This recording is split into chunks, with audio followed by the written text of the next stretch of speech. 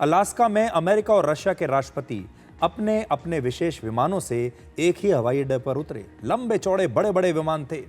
ये विमान सिर्फ यात्रा के साधन नहीं हैं, बल्कि इन देशों की राष्ट्रीय ताकत और इन देशों की शान का प्रतीक भी है। अमेरिका के राष्ट्रपति जिस विमान को इस्तेमाल करते हैं उसका नाम है एयरफोर्स वन, और इसे अमेरिका की ही एक कंपनी बोइंग ने बनाया है। और रशिया के राष्ट्रपति व्लादिमीर पुतिन स्वदेशी प्लेन का इस्तेमाल करते हैं। वो कभी बोइंग के प्लेन का इस्तेमाल नहीं करते, एयरबस का इस्तेमाल नहीं करते, दूसरे देशों में बने प्लेन का इस्तेमाल नहीं करते, मेड इन रशिया प्लेन का इस्तेमाल करते हैं, और ये है उनका प्लेन। और जो राष्ट्रपति पुतिन का स्पेशल प्लेन है, इसे फ्लाइंग क्रेमलिन भी कहा जाता है। पुतिन दुनिया के उन गिने चुने नेताओं में से हैं जो बोइंग या एयरबस जैसे पश्चिमी देशों में बने विमानों में सफर नहीं करते।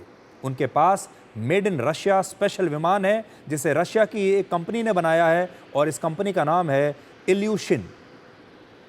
तो ये देखिए, जो आप देख रहे हैं, ये है व्लादिमीर पुतिन का आधिकारिक विमान।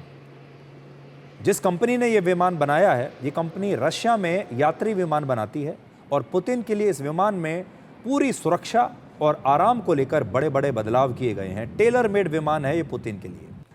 तो किसी भी देश के प्रधानमंत्री के लिए, राष्ट्रपति के लिए ये कितनी गर्व की बात होती है कि वो अपने देश में बने विमान में सफ़र करे। जब किसी बड़ी बैठक में किसी दूसरे देश में जाए, तो जिस विमान में वो जा रहा है वो उस देश का अपना विमान हो।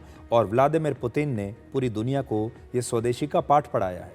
अगर आप देखें, व्लादिमीर पुतिन जब संयुक्त प्रेस कॉन्फ्रेंस भी कर रहे थे तो अपनी भाषा में ही बात कर रहे थे। उन्होंने ट्रांसलेटर रखा। ऐसा नहीं है कि वो अंग्रेज़ी बोलना जानते नहीं हैं, लेकिन हमेशा अपनी ही भाषा में बात करते हैं।